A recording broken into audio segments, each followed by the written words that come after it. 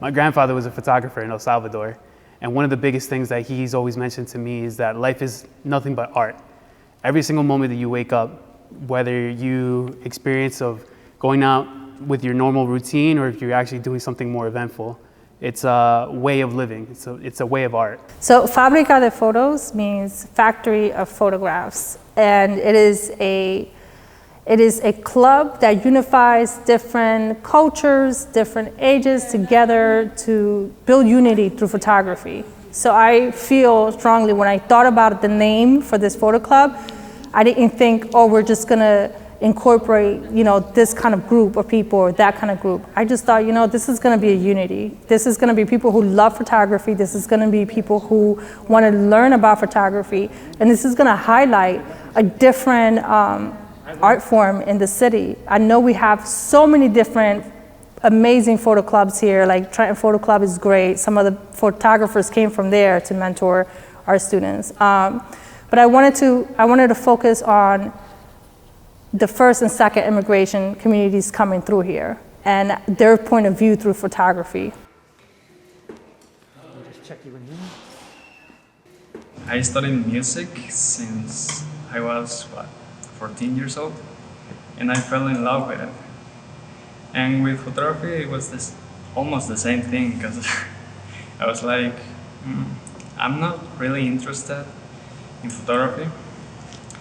But then I got into it, and as the same that happened with music happens with photography. I fell in love with it, so I kind of wanted to picture every moment that I live with music, with photography. So. My pictures featured a lot of my time during my walks with my dog, where it was for me, COVID really put an emphasis on self-discovery, and during these walks was when I made a lot of progress for myself and how I view myself. So that's kind of the significance of the pictures, because the walks and my time alone, even if it's with my dog, right? My time alone with myself and thinking to myself, that's what really impacted COVID for me. So yeah. You can see in the photography around in this exhibit, if you get to see this exhibit, how the kids actually took the advice of all the mentors. I see a little bit of all the mentors in a lot of what we did, in a lot of what they've created.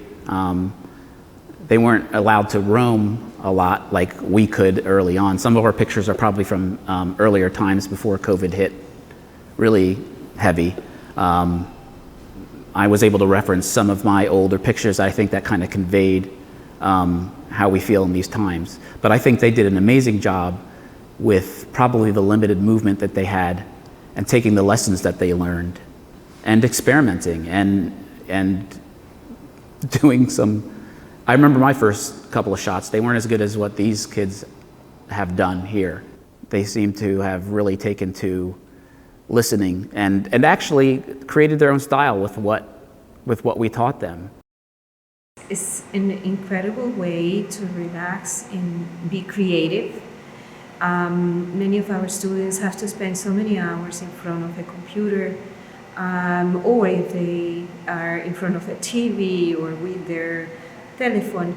But I feel like we need more time for creativity, and this is one of the ways that I thought would be perfect for them. We were very lucky to have Tamara offering this opportunity and the artworks. I am very thankful for everything they have done.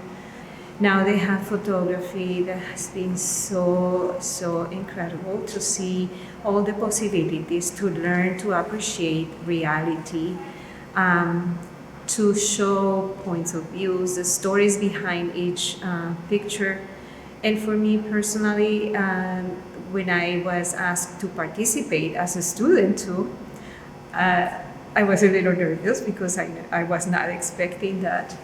But I was glad I was invited because I was able to talk about, through the pictures, to talk about the reality of my family, for example, to bring some aspects of Alzheimer's to also bring the way my mother and my nieces are communicating nowadays, since they couldn't see each other, how the traditions are also part of this communication, and they didn't stop.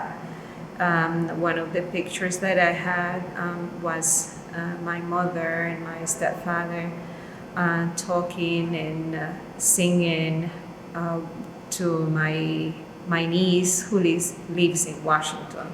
And so it's a way of keeping the language, keeping the traditions in these difficult times. And one of the most exciting things that I can always say is that because of my camera, it has taken me to parts of the world that I would never expect.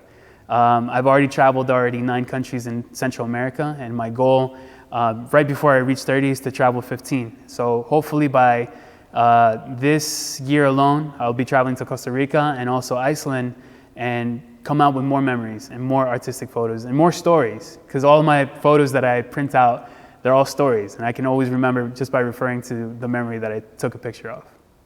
My grandfather was a photographer in El Salvador, and one of the biggest things that he's always mentioned to me is that life is nothing but art.